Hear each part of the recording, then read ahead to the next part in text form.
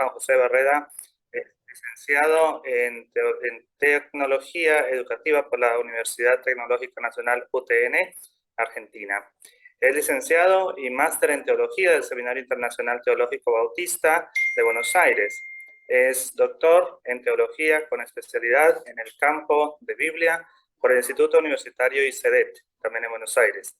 Es el director de Bíblica Virtual y actualmente es profesor de Hermenéutica Bíblica de la UCEL.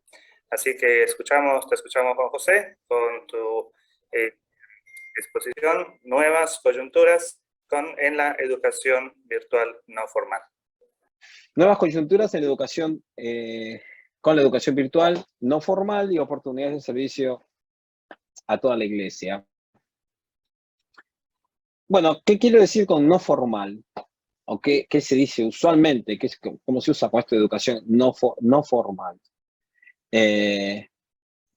Bueno, por no formal, por lo general se habla, esto tiene un trasfondo, y es que la educación de hace unos siglos, no fue siempre así, pero de hace unos siglos, y quizás en el último siglo XX, más en el siglo XIX, la educación fue vista como aquella experiencia formativa que ofrecían los sistemas educativos formales, ¿no?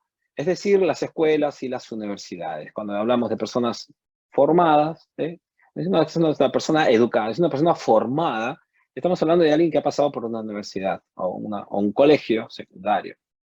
Se creó la idea, entonces, que la formación del ser humano para la preparación de la vida personal y el bienestar social pasaba fundamentalmente por esa universidad. Entonces, cuando se habla de educación, por lo general ya damos por sentado que estamos hablando de esto, ¿no? De personas que pasan por una universidad o el colegio. Entonces, se crea una visión de la educación planificada y en algunos casos inclusive rígida, institucionalizada, cuando sea la educación, ¿no?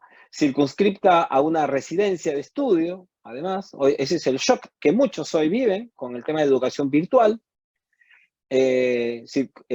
focalizada en el dictado de clases, cátedras. Los docentes lo que nos enseñaban era hablar, y a los estudiantes a oír. La lectura de libros como medio fundamental de transmisión de contenidos. Nosotros tenemos bibliotecas, en las que invertimos mucho dinero.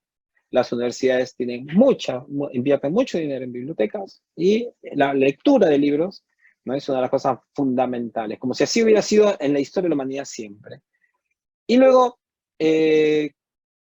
todo este proceso se toma con mayor seriedad o se le ve con mayor altura cuando es supervisado o autorizado por una instancia superior, como por ejemplo el Estado. Entonces, últimamente las aspiraciones que tienen los espacios educativos es tener un reconocimiento del Estado, del Ministerio de Educación, ¿no? Como una universidad, por ejemplo, o como un instituto cualquiera, que tenga un reconocimiento, porque se da por sentado que eso entonces es superador.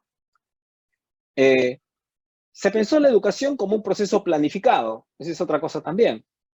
Si no estaba organizado y planificado sistemáticamente, ¿no? En algunas ocasiones de forma bastante rígida, no se veía como algo muy serio. Este es un término que se usa mucho en educación. Ese espacio educativo no es muy serio. Que siguió un programa estándar para todas las personas y contextos. Es algo muy curioso, no sé si lo han notado. Pero, por ejemplo, en la educación teológica, esta se percibe como circunscripta al instituto bíblico, al seminario o a la facultad de teología. Cuando se habla de educación teológica, muchos piensan enseguida en esto. No se piensa en lo que sucede, ese acontecimiento educativo que se dan, por ejemplo, en las iglesias, en los cultos, en los estudios caseros, en los estudios bíblicos. A eso se le llama discipulado. Es como que es una educación, es algo diferente. En la mayoría de los casos, la currícula es igual en todas partes. Vos lo haces en portugués, en inglés, en castellano, en francés.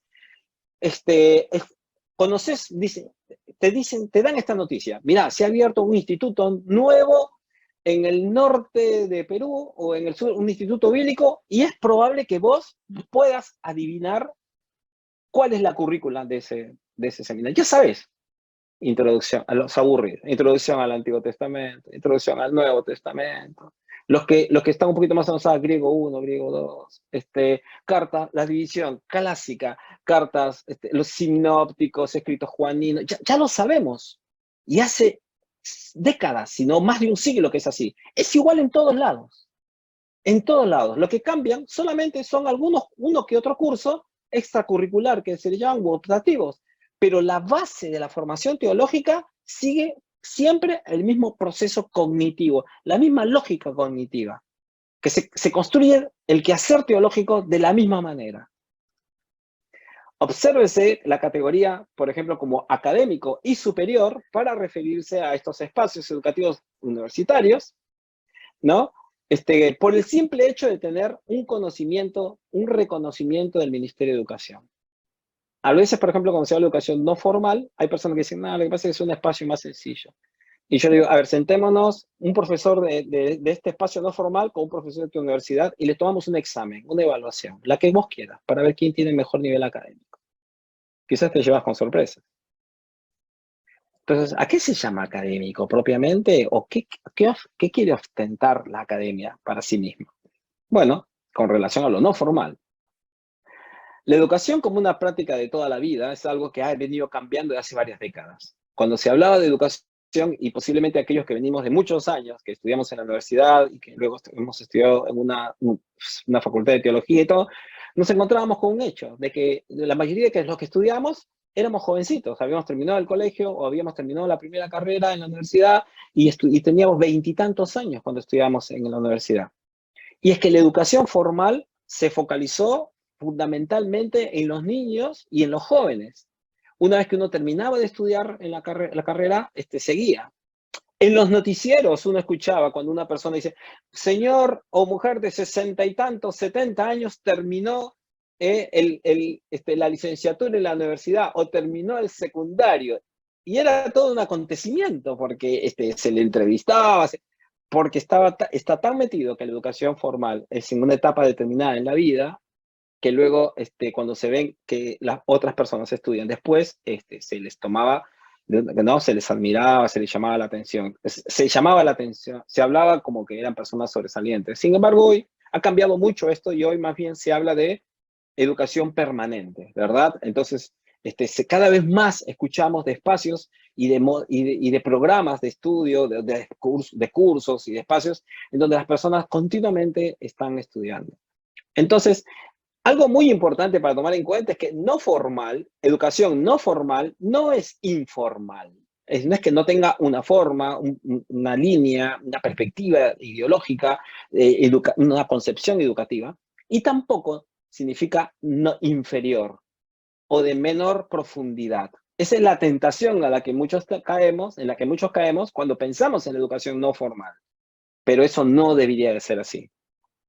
Surge como expresión de la necesidad de practicar una educación que sea pertinente y flexible a la vida y mundo de quienes estudian y enseñan. Si bien, quizás de alguna manera esto también es una crítica. Desmistifica la idea de académico como superior, como conocimiento pleno, y de términos como serio, educación seria o con educación profunda. La educación no formal viene a ser ciertas críticas. Ahora, esto no es porque está en contra de la educación formal, sino quizás de aquellas concepciones que se tomaron de esa manera. Ahora, no formal es una designación que recibe en contraposición a formas más estructuradas de enseñanza y de programar el proceso educativo, de cómo se debe de enseñar, qué se debe de enseñar. Entonces, cuando pensamos en lo no formal, virtual y no formal, la pregunta que puede surgir es, entonces, ¿qué es lo virtual y no formal? ¿Es pasar a versión digital las prácticas presenciales? Bueno, es lo que muchas veces se ha hecho. Lo que eran las cátedras, la forma de enseñar, los contenidos, ¿no? Ahora, las metodologías y todo lo que se hicieron fue digitalizarse. Se le pidió a los profesores que escriban manuales, escribieron manuales, qué sé yo, otra vez leer, textos escritos, y ahora resulta que se tiene un programa de educación virtual que es una emulación de lo que era antes las clases presenciales. Ahora, puse presenciales entre comillas porque eso también es un error. Esto es una clase presencial, esto es un encuentro presencial que tiene como canal la virtualidad, pero es presencial, estamos acá.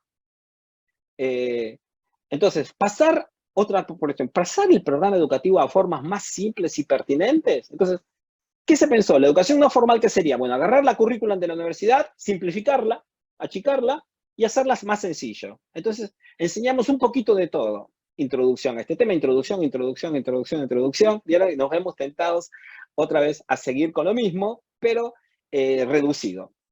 Los manuales son el método, digamos, el contenido fundamentalmente usado por estos espacios. Ahora, sin embargo, hay algunos problemas con las perspectivas educativas, porque seguimos siendo una modalidad bancaria, donde el estudiante sigue siendo un alto pasivo, donde su necesidad, su contexto también es pasivo, es ignorado, porque la currículum ya está hecha, es así. Así como en otros espacios el Ministerio de Educación presupone que nos conoce y que conoce nuestra realidad y nos trae una currícula universitaria que no podemos modificar, porque este es el comentario que hacemos muchos amigos que enseñamos en diferentes lados y dicen, no, ¿por qué no pones una materia así? No, lo que pasa es que para tener la aprobación del Ministerio de Educación yo tengo que enseñar esto, pero no tiene nada que ver con la gente. Y sí, pero ¿viste? Entonces, eso también es método bancario cuando no representa lo que el estudiantado, lo que el grupo necesita, desea hacer, o estudiar o conocer.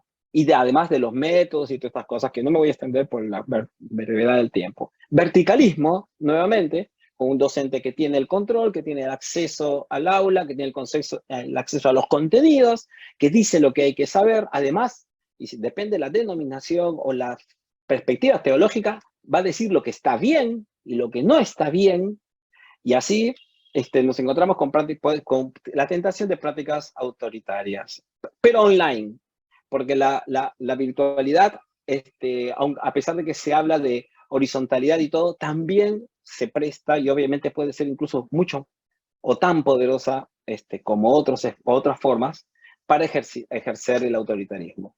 El foco en la educación puede seguir estando puesto en la racionalidad, darle poco lugar a la colaboración, ¿no? Y cierto descrédito a las emociones o a las experiencias de vida. No, esto es anecdótico, mira, esto no estamos haciendo un quehacer teológico serio. ¿Por qué? Porque cuando no es racionalista y se está escuchando de repente a una persona que está contando su historia, en lo que es su proceso de hacer teología, y eso suena anecdótico, suena superficial. Entonces, son cosas para pensarlo. ¿Por qué se da esto en la virtualidad? Por la inmediatez que tenemos todos. Creo que en ningún aula, las aulas por lo general se sientan las personas uno detrás del otro y uno conoce mucho la nuca del compañero.